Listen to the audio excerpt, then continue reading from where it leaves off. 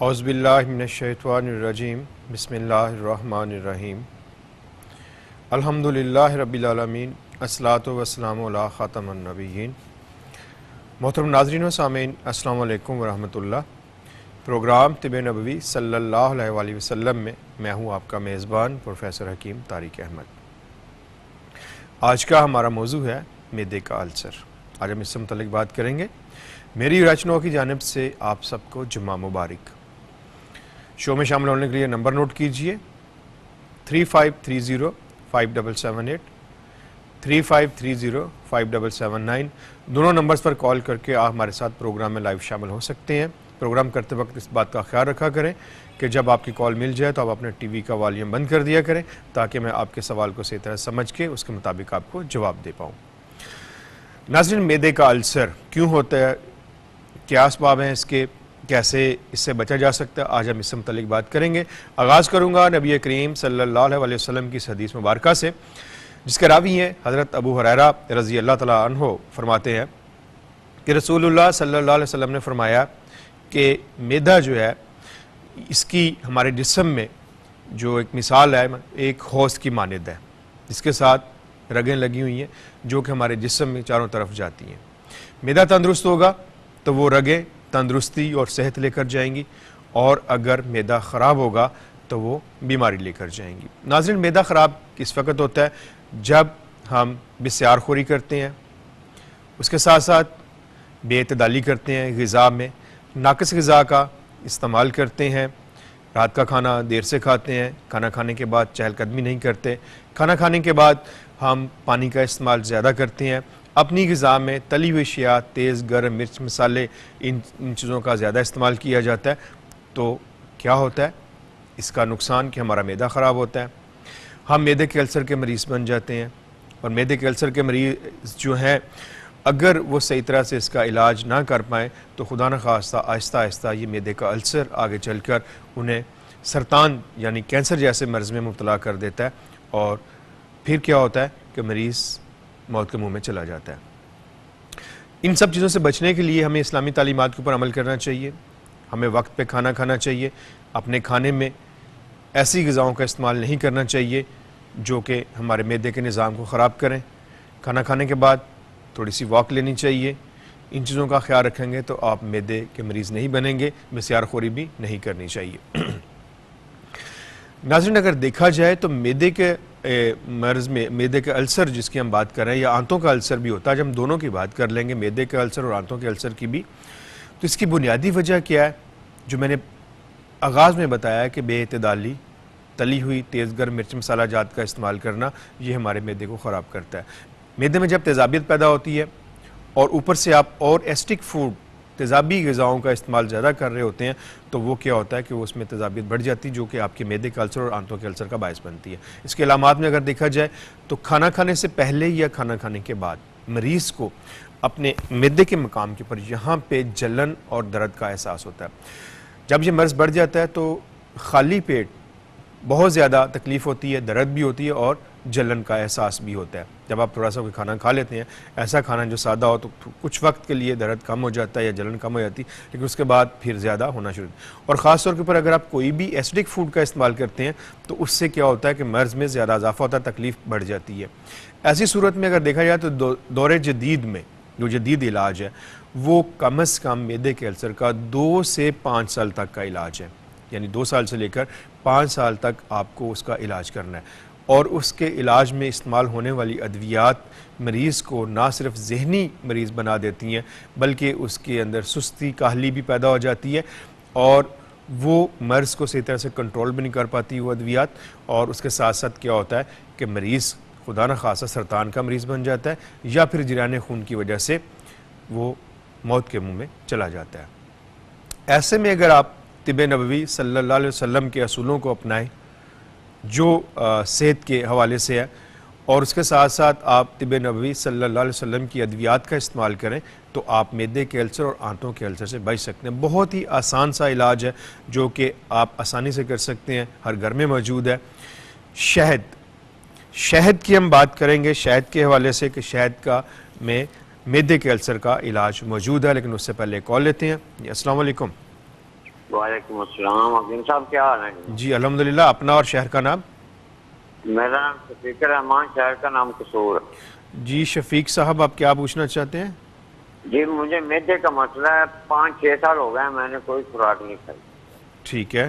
सिर्फ चम्मच से दूध लेता हूँ, वो भी थोड़ा थोड़ा।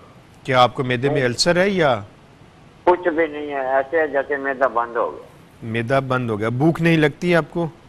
भूख नहीं लगती बिल्कुल, और जो दिमाग है वो मुंतशिर रहता है कि कुछ ज्यादा हो गया तो क्या होगा, कुछ ज्यादा हो गया तो पेट फूला रहता है, तनाव में रहता है, बहुत ज्यादा तनाव में। ठीक है। अब तो मेरी टांगे भी वो क्या कहते हैं कि सो गई। ठीक है। जाती नहीं है। अपनी उम्र बताइए मुझे। मेरी उम्र 34-35 साल है। 35 साल आपकी उम्र है। बहुत शुक्रिया अतीक साहब आपकी कॉल का। आप मेरे साथ रहिएगा। कॉलर थे हमारे साथ अतीको रहमान साहब कसूर से। मैदे के हवाले से आज का हमारा मौजू भी मैदे का ही चल रहा है। अतीक साहब, बहुत आसान नुस्खा है, आसान इलाज है। खालिस शहद का इस्तेमाल करें। शहद आपने लेना है 2 टेबल स्पून कम से कम, और 1 गिलास पानी। रोज़ाना सुबह निहार मुँह आप इसको इस्तेमाल करेंगे, और उसके साथ आपने फिर इसी नुस्खे को असर की नमाज के वक्त 2 टेबल स्पून आपने शहद के लेने हैं, और साथ में आपने गिलास 1 पानी का शामिल करके, शहद का शरबत आप इसको कह सकते हैं, तैयार करके आपने रोज़ाना इस्तेमाल करना है। और खाना खाने के बाद आपने हेपातिप का इस्तेमाल करना है। हेपातिप भी आप ऐसे इस्तेमाल करेंगे, ताज़ा पुदीना 25 पत्तियाँ उसकी ले लें आप, दारचीनी का 1 टुकड़ा आप ले लें, उसके साथ आपने ज़ीरा सफ़ेद का आधा चम्मच लेना है, और बड़ी इलायची के बीज आपने 1 अदद इलायची के बीज उसमें शामिल करके 1 पाव पानी में आप उसको बॉयल करें। जब पानी आधा रह जाए उसको छान लें। छानने के बाद उसमें आपने हेपातिप का 1 साशा शामिल करना है सुबह नाश्ते के बाद, और फिर रात खाना खाने के बाद आप इस्तेमाल कीजिए। इससे इंशाअल्लाह अल्लाह ने चाहो तो आपका मैदे का मर्ज़ बिल्कुल ठीक हो जाएगा, और आपके ये वसवास और ख्यालात भी ख़त्म हो जाएंगे। वक्त हुआ चाहता है प्रोग्राम मुख्तसर से वक्फे का। आप हमारे साथ रहिएगा। अस्सलाम वालेकुम व रहमतुल्लाह।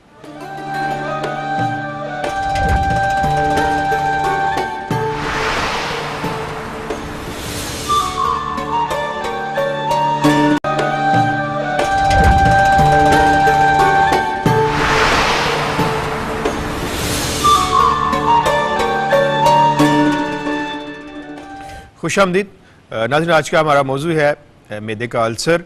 इसमें आज हम आंतों के अल्सर की भी बात करेंगे। इलाज की बात हो रही थी, तो इसमें तिब्बे नबवी में जो इलाज है बहुत ही आसान। शहद, जैतून और जौ, इन 3 चीज़ों के साथ हम मैदे के अल्सर का इलाज करते हैं, और अल्हम्दुलिल्लाह इंतहाई कामयाब और शाफी इलाज है। करेंगे आप कैसे, इसकी तरकीब मैं आपको बता देता हूँ। वो लोग जो मैदे के अल्सर के मरीज़ हैं या आंतों के अल्सर के मरीज़ हैं, दोनों ही इसमें आ जाते हैं, रोज़ाना सुबह नाश्ते से पहले 2 टेबल स्पून हिबालाइफ शहद के 1 गिलास पानी में शामिल करके आप उसको लेंगे। उसके साथ आप जौ का दलिया तैयार कीजिए, और जौ के दलिए में भी आपने शहद के 2 चम्मच शामिल करके सुबह आपका ये नाश्ता होना चाहिए। शाम के वक्त आपने नमाज असर के वक्त जो है बाद 2 टेबल स्पून आप लेंगे हिबालाइफ शहद के, और 1 गिलास पानी में आप इसका शरबत तैयार कर लीजिए, और इसको आपने इस्तेमाल करना शुरू कर देना है। मुसलसल आप इसको कम से कम 2 से 3 माह तक इस्तेमाल करेंगे, तो जो इलाज मैंने अपने प्रोग्राम के आगाज़ में बताया था कि 2 से 5 साल का है, और उसमें भी ख़तरा रहता है मर्ज़ के बढ़ जाने का, और मरीज़ जहनी मरीज़ भी बन जाता है, उसकी तमाम कुव्वतें भी कमज़ोर होना शुरू हो जाती हैं, और बाज़ का उन दवाइयों के इतने बुरे असरात आपकी बॉडी पे मुरतब होते हैं कि इसके साथ साथ आपके और बहुत सिस्टम भी ख़राब होना शुरू हो जाते हैं। एक कॉल लेते हैं, फिर मज़ीद बात करेंगे इसके ऊपर। जी अस्सलाम वालेकुम। जी वालेकुम सलाम। अपना और शहर का नाम? हकीम तारक साहब बोल रहे हैं? जी मैं बात कर रहा हूँ। जी सर। आप अपना नाम बताएं और शहर का नाम बताएं। जी मेरा नाम शबाना फौकद है, और शहर का नाम साहिवाल है। शबाना साहबा, आप क्या पूछना चाहती हैं? सर मेरे ना यूट्रस में एलर्जी है, वो खत्म नहीं हो रही। यूट्रस में मेडिसिन लेती हूँ, ज्यादा होती है। यूट्रस में एलर्जी है क्या? जी। ठीक है। अंदर जलन होती है बहुत। जलन? फंगल इन्फेक्शन हुआ था, वो सही नहीं हो रहा। ठीक है। आप मुझे अपनी उम्र बता दीजिए शबाना, आपकी उम्र कितनी है? सर मेरी 35। 35। आप शादीशुदा हैं? जी सर। बच्चे कितने हैं आपके? सर बच्चे नहीं है। बच्चे नहीं हैं। क्या वजह आपकी तरफ से प्रॉब्लम है या आपके शोहर की तरफ से? नहीं, शोहर की तरफ से। शोहर की तरफ से है, तो आप उनका इलाज करवाइए। अल्लाह ताला आपको जो है वो औलाद की नेमत से नवाजे। बहुत शुक्रिया आपकी कॉल का शबाना, आप मेरे साथ रहिएगा। मैं अभी मुझे पास वक्त हुआ मेरे पास, तो मैं आपके शोहर के लिए दवा बता दूंगा, आप उनको भी इस्तेमाल करवाइएगा। कॉलर थी हमारे साथ शबाना साहिवाल से। यूट्रस में आपने बताया कि प्रॉब्लम आपके साथ चल रही है। शबाना, कहीं भी फंगल इन्फेक्शन हो या वायरल इन्फेक्शन हो, इसके लिए शहद से बढ़ के और कोई दवा नहीं है अच्छी। आप शहद का इस्तेमाल कीजिए। शहद को आपने सुन्नत तरीके के साथ इस्तेमाल करना है। नबी करीम सल्लल्लाहु अलैहि वसल्लम का ये मामूल मुबारक था कि आप हमेशा शहद को सुबह नहार में इस्तेमाल फरमाते, शहद का शरबत, और इसी तरह फिर आप शाम असर की नमाज के वक्त शहद को इस्तेमाल करवाते। हिकमत इसमें क्या थी कि इस वक्त सुबह के वक्त भी आपका पेट खाली होता है और तकरीबन असर की नमाज के वक्त भी पेट खाली होता है, तो फौरी तौर के ऊपर यह चीज़ शहद आपके जिस्म में हज़म जज़ब होकर आपकी तकलीफ़ को दूर करता है। तो शहद का शरबत आपने इस्तेमाल करना है। सुबह निहार मुँह 2 टेबल स्पून हिबा लाइफ शहद के 1 गिलास पानी में शामिल कीजिए और 2 टेबल स्पून हिबा लाइफ शहद के 1 गिलास पानी में शामिल करके नमाज असर के वक्त इस्तेमाल करें। और इसके साथ साथ आप इस दवा का इस्तेमाल कीजिए। नुस्खा नोट कर लीजिए। सिमलो बूटी आपने लेनी है 50 ग्राम, शाहतरा आपने लेना है 50 ग्राम, बरगे मेहंदी आपने लेने हैं 25 ग्राम, संदल सफ़ेद आपने लेना है 50 ग्राम, संदल सुरख 50 ग्राम, चोब चीनी 50 ग्राम। सब चीज़ों को आपने बारीक पीस लेना है। बारीक पीस के इनका पाउडर जो होगा आधा चाय वाला चम्मच सुबह नाश्ते के बाद और आधा चाय वाला चम्मच आप रात को सोने से कबल इसको इस्तेमाल कीजिए। इंशाल्लाह आप ठीक हो जाएंगी। अपने शोहर के लिए नुस्खा नोट कर लीजिए। अगर उनके स्पर्म काउंटिंग जो है वो कम है तो इंशाल्लाह इससे उनकी पूरी हो जाएगी। साथ में कसरत से इस्तग़फ़ार करें और दुआ भी करें अल्लाह ताला से। 5 वक्त की नमाज का एहतमाम करें। नुस्खा नोट कीजिए अपने शोहर के लिए।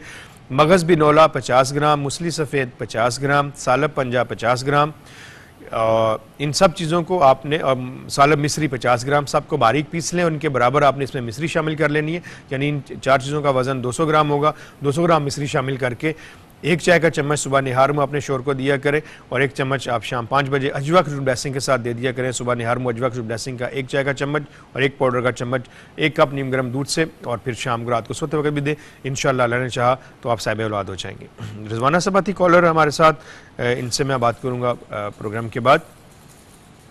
जी नाज़रीन, हम बात कर रहे हैं अल्सर के हवाले से कि अल्सर को कैसे दूर किया जा सकता है। तिब्ब नबवी की बात हो रही थी। तिब्ब नबवी में मैंने आपको शहद के हवाले से बताया और जौ का दलिया आपको बताया। इसके साथ साथ एक और दवा जो मैंने इसका जिक्र किया था, जैतून। जैतून का जिक्र कुरान करीम में है। अल्लाह ताला ने एक सूरत नाज़िल फरमाई तीन के नाम से, सूरत 3, जिसमें अल्लाह ताला फरमाता है वह तीन व जैतून के कसम है अंजीर की और जैतून की। जैतून का जिक्र कुरान करीम में आने के साथ साथ इसकी अफादियत भी हमें बता दी गई है। जैतून को आप इस्तेमाल में रखें तो जैतून हर किस्म के ज़ख़म जो अंदरूनी तौर के ऊपर आप जिस्म में होते हैं उनको मुंतमिल करने की सलाहियत रखता है। आपके मैदे के ज़ख़म, आपकी आंतों के ज़ख़म या और भी कोई ज़ख़म जो अंदरूनी तौर पे होते हैं और जरियान खून का बायस बनते हैं। जरियान खून से मुराद ये कि वहाँ से खून रिश्ता रहता है, निकलता रहता है, जो कि आपको कमज़ोर करता है, और अगर इसको ना रोका जाए तो ये आगे चल के ख़तरनाक कंडीशन इख्तियार कर लेता है। तो जैतून का तेल आप इस्तेमाल कीजिए। मैदे के अल्सर वाले उनके लिए बहुत अच्छा है। रात को सोने से कबल आप जैतून का तेल इस्तेमाल करें। 2 टीस्पून रोज़ाना ले लिया करें। ये एक बहुत ही प्यारा कम्बिनेशन, एक नुस्खा बन जाता है तिब्ब नबवी का, जो आपने इस्तेमाल करना है और आप मैदे के अल्सर और आंतों के अल्सर से महफूज रह सकते हैं। वो लोग जो बहुत ज़्यादा स्पाइसी चीज़ें का इस्तेमाल करते हैं ग़िज़ा में और होटलिंग करते हैं, ऐसे लोगों के लिए जो है ये बहुत ही अक्सर का दर्जा रखता है कि रोज़ाना सुबह जौ का दलिया शहद शामिल करके शहद का शरबत सुबह निहार मुँह और शाम 5 बजे असर के वक़्त जो है वो शहद का शरबत, और रात को सोने से कबल जैतून के तेल के 2 टीस्पून आप इस्तेमाल करते रहें तो आप कभी भी मैदे के अल्सर के या आंतों के अल्सर के मरीज़ नहीं बनेंगे। 2 माह तक का ये कोर्स है, कम से कम 2 से 3 माह में आप इंशाल्लाह ठीक हो जाएंगे। लेकिन एहतियात के तौर के ऊपर, हिफ्ज़ मुक़द्दम के तौर के ऊपर, अगर आप जैतून का तेल और शहद का शरबत इस्तेमाल करते रहे मज़ीद 6 माह तक तो आप मुकम्मल तौर पे इंशाल्लाह ठीक हो जाएंगे। दोबारा आपको कभी अल्सर नहीं होगा। और अगर आप अल्सर से महफूज रहना चाहते हैं तो इस नुस्खे को हमेशा अपने इस्तेमाल में रखिए, तो इंशाल्लाह आप इस नुस्खे अल्सर से महफूज रहेंगे। इसके अलावा नाज़रीन और बहुत सी चीज़ें हैं जिनको आप इस्तेमाल करके अपने आप को अल्सर से बचा सकते हैं। ख़ास तौर के ऊपर मुलट्ठी का आपने जिक्र सुना होगा। इसको अरबी में असल सूस कहते हैं। असल कहते हैं जड़ को और सूस मुलट्ठी को कहा जाता है, यानी मुलट्ठी की जड़, इसको इस्तेमाल किया जाता है। इसको इस्तेमाल करने में थोड़ी सी एहतियात करनी चाहिए। अतिबा कराम ये कहते हैं कि जब भी आप मुलट्ठी लें साबत, तो उसके ऊपर एक छिलका होता है, आप उस छिलके को उतार लीजिए।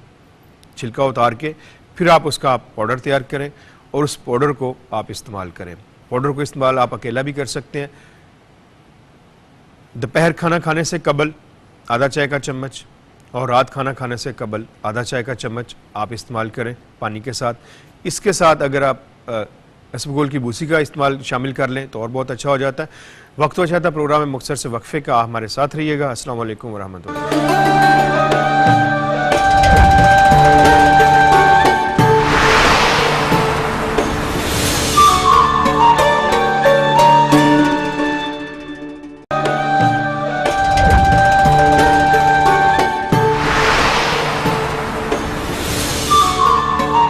खुशामदीद। आज का हमारा मौज़ू है नाजरीन मैदे का अल्सर, और इसके साथ साथ हम आंतों के अल्सर की भी बात कर रहे हैं। इसमें मैंने एक चीज़ शहद के हवाले से बात की है कि मैदे के अल्सर के लिए या आंतों के अल्सर के लिए शहद एक बेहतरीन दवा है। शहद दवा के तौर पे इस्तेमाल होता है और ग़िज़ा के तौर पे भी इस्तेमाल होता है, लेकिन यहाँ पे वो शहद सॉरी मैं उसकी बात कर रहा हूँ खालिस शहद की। शहद का खालिस होना बहुत ज़रूरी है। अगर शहद खालिस नहीं होगा तो जितनी बातें मैंने आपसे की हैं शहद के हवाले से, वो सारी की सारी बेकार जाएंगी। इसलिए आपने देखा होगा कि हमेशा मैं आपको एडवाइस करता हूँ कि आप हिबा लाइफ शहद का इस्तेमाल करें। हिबा लाइफ शहद सॉरी खालिस शहद है और ये आपको तक़वियत भी देता है, आपकी क़ुव्वत मुदाफ़त भी बढ़ाता है और आपकी बॉडी में होने वाली बहुत सी बीमारियों को दूर भी करता है। हिबा लाइफ शहद खालिस शहद है, बेरी का शहद है, सीडर हनी है, आप इसको इस्तेमाल कीजिए। और शहद या अजवा खजूर ब्लेसिंग या एनजीओ तिब या हैपा तिब मंगवाने का बहुत ही आसान सा तरीका है कि आप इस वक्त स्क्रीन के ऊपर मौजूद नंबर देख रहे हैं, आप उन नंबर पर कॉल करके घर बैठे फ्री होम डिलीवरी मंगवा सकते हैं। इसके अलावा कराची में तिब नबी सेंटर मौजूद है, गुलशन जमाल में अस्करी 4 के सामने, आप वहाँ से ख़रीद कर सकते हैं। हैदराबाद में तिब नबी सेंटर मौजूद है, यूनाइटेड प्लाजा बिलमुकाबल American hospital, Latifabad 7.25 number Hyderabad, वहाँ से आप ले सकते हैं। हैदराबाद में बेग मार्ट पे भी बलफ तिब नबी की अद्वियात मौजूद हैं। मीरपुर ख़ास में मिज़ाब स्टोर, वहाँ से आप बलफ तिब नबी की अद्वियात ख़रीद कर सकते हैं। फैसलाबाद और गुजरावाला में इम्तियाज़ सुपर मार्केट के ऊपर हिबा लाइफ तिब नबी की तमाम अद्वियात मौजूद हैं, आप वहाँ से ले सकते हैं। लाहौर में तिब नबी सेंटर मौजूद है, आप वहाँ से ले सकते हैं। और इसी तरह लाहौर में यूरो स्टोर से भी आप हिबा लाइफ तिब नबी की तमाम अद्वियात ले सकते हैं। एक कॉलर है हमारे साथ जी। अस्सलाम वालेकुम। अस्सलाम वालेकुम। अस्सलाम वालेकुम। वालेकुम सलाम जी। अपना और शहर का नाम? अपना और शहर का नाम? हेलो। अस्सलाम वालेकुम। वालेकुम सलाम मोहतरम, अपना और शहर का नाम बताइए। जी मैं मुल्तान से बोल रहा हूँ, मोहम्मद सलीम साहब। जी सलीम साहब, क्या पूछना चाहते हैं आप? जी मिसेज है मेरी, उनको पट्ठों में दर्द रहता है, पट्ठों की कमजोरी है और कमर में दर्द, जिस्म में दर्द।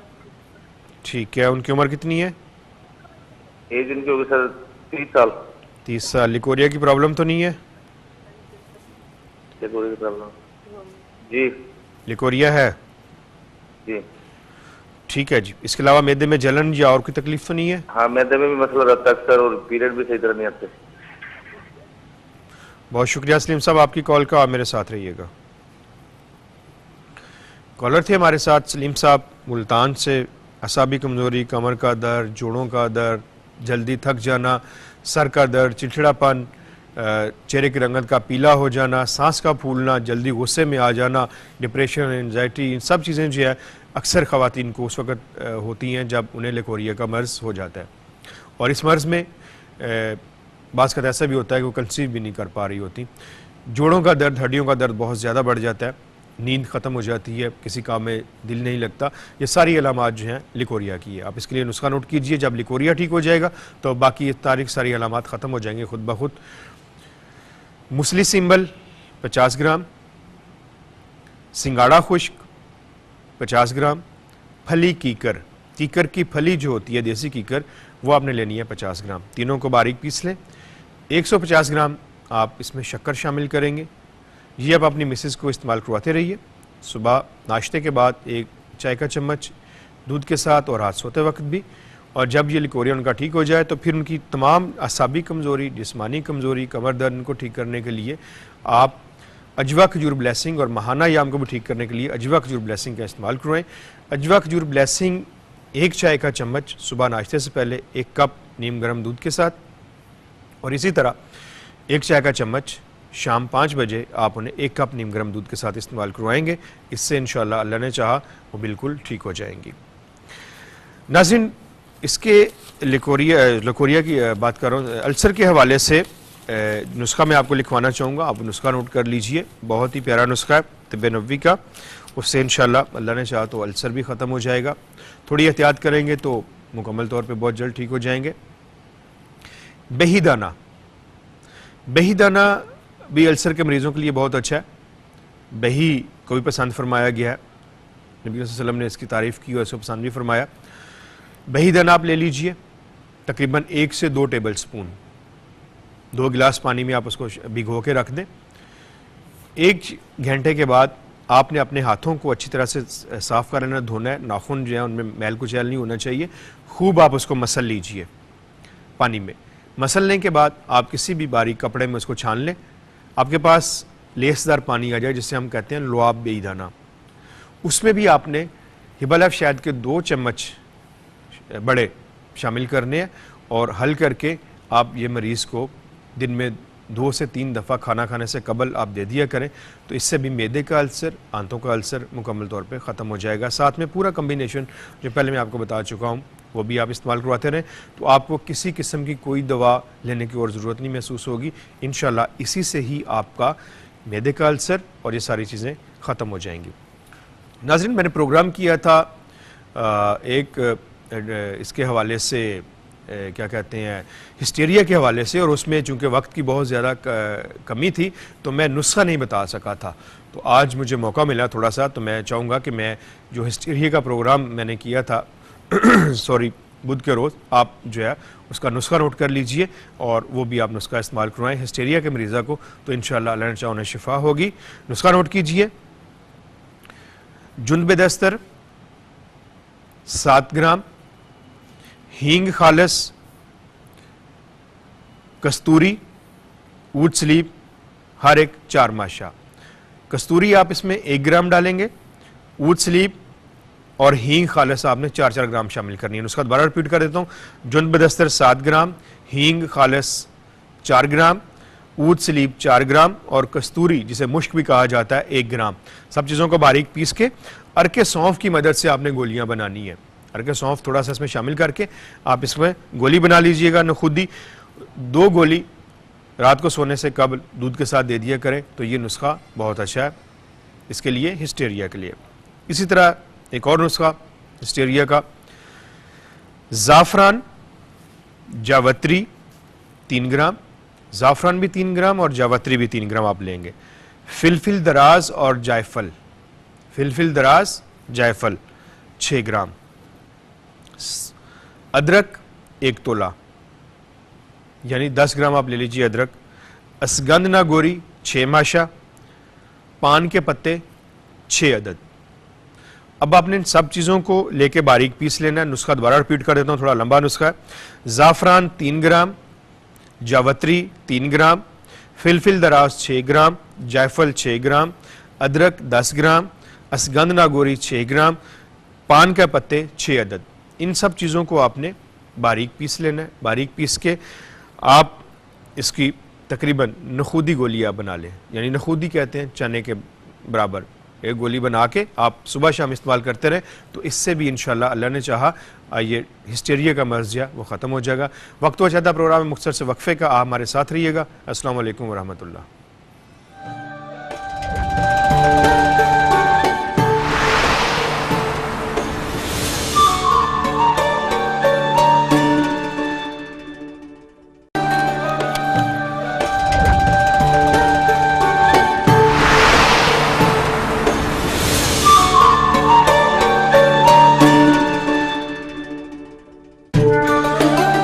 खुशामदीद। नाज़रीन, आज हम बात कर रहे हैं मैदे और आंतों के अल्सर के हवाले से। नबी करीम सल्लल्लाहु अलैहि वसल्लम का एक इरशाद गिरामी जो है तंस की वसासत से हमें मिला है। आप फरमाते हैं कि मुरब्बा बही को सुबह नहार मुँह खाया जाए। मुरब्बा बही अगर देखा जाए तो ये अमूमन मैं भी आपको हदीस बताता रहता हूँ कि दिल के दौरे के लिए, दिल को मजबूत करने के लिए बहुत अच्छा है, सीने से बोझ को उतारता है, इस तरह की हदीस आपने सुनी है। लेकिन इसके अलावा भी इसका एक फंक्शन है, सीने से बोझ उतारने के अलावा, दिल के दौरे को रोकने के अलावा भी ये मैदे और आंतों के अल्सर के लिए बहुत अच्छा काम करता है। स्पेशली आंतों के अल्सर के लिए तो ज़बरदस्त काम करता है। जिस तरह मैंने अभी बही के बीज का आपको बताया कि बही दाना जिसे हम कहा जाता है कि वो मैदे के अल्सर के लिए, आंतों के अल्सर के लिए मुफीद है। इसी तरह ये बही का मुरब्बा जो है वो भी आंतों के अल्सर के लिए बेहद मुफीद है। ना सिर्फ आंतों के अल्सर के लिए बल्कि पुरानी से पुरानी पेचिश आपने देखा होगा जो आंतों में खराश पैदा होने की वजह से होती है कि कोई भी अगर आप स्पाइसी चीज़ खाते हैं तो थोड़ी देर के बाद या बाज़ का ऐसा भी होता है खाना खाने के दौरान ही कुछ ऐसे मरीज़ हैं उनका मर्ज़ इतना बड़ा हुआ होता है कि फ़ौरन जो है उन्हें हाजत हो जाती है और टॉयलेट की तरफ भागते हैं। तो अगर आप नहार मुँह रोज़ाना सुबह मुरब्बा बही इस्तेमाल कर लिया करें और शाम 5 बजे मुरब्बा बही इस्तेमाल कर लिया करें तो उससे आपके आंतों के तमाम अमराज और मैदे का अल्सर और आंतों के अल्सर जो है बिल्कुल ठीक हो जाते हैं। ये ना सिर्फ इसको ख़त्म करता है बल्कि दमा, पुरानी खांसी उसको भी ख़त्म करता है और फिर आपकी क़ुव्वत हमदाफ़्त बढ़ाता है, क़ुव्वत को भी पैदा करता है। एक हदीस का मफ़हूम मैं आपके सामने बयान कर देता हूँ कि नबी करीम सल्लल्लाहु अलैहि वसल्लम ने फरमाया कि सफ़र जल खाओ कि दिल को ताकत देता है, दिल के दौरे को रोकता है। और अल्लाह ताला ने कोई भी ऐसा नबी मामूर नहीं फरमाया जिसको बही ना खिलाया हो। इस तरह ये एक फ़र्द की क़ुव्वत को 40 अफराद के बराबर कर देता है। ये वो लोग जो जिस्मानी लिहाज से कमज़ोर हैं, ज़हनी लिहाज से कमज़ोर हैं, असाबी तौर पर कमज़ोर हैं, वो बही को इस्तेमाल करें। और मैदा, आंतें, उसके साथ आपका पेचिश, अल्सर, इनके ऊपर भी आप इसको इस्तेमाल कर सकते हैं।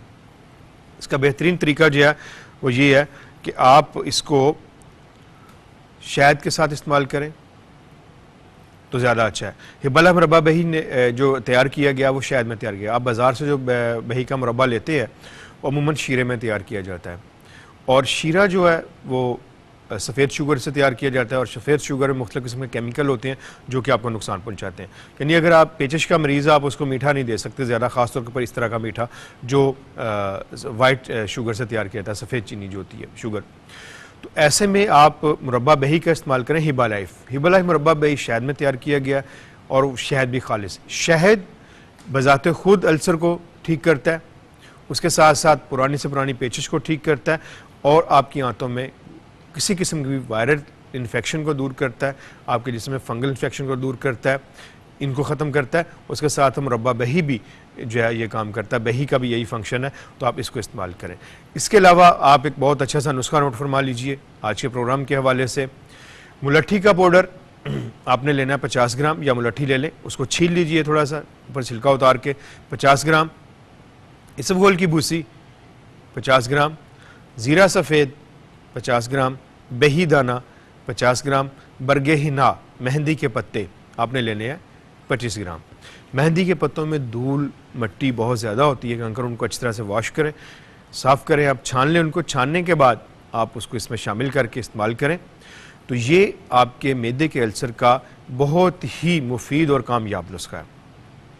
2 नुस्खे मैंने आपको अभी बताए हैं, एक शहद और जौ वाला कि रोज़ाना सुबह आप जौ में का दलिया लेंगे, जो मैदे और आंतों के अल्सर के मरीज़ हैं उसमें 2 चम्मच शहद का शामिल करके नमाज फजर के वक्त आप शहद का शरबत इस्तेमाल करेंगे, नाश्ते में जौ का दलिया इस्तेमाल करेंगे, शाम को असर की नमाज के वक्त आप फिर शहद का शरबत इस्तेमाल करेंगे, रात को सोने से कबल आप जैतून का तेल इस्तेमाल करेंगे। और ये जो नुस्खा भी मैंने आपको बताया ये आप दोपहर खाना खाने से पहले लेंगे और रात खाना खाने से पहले लेंगे।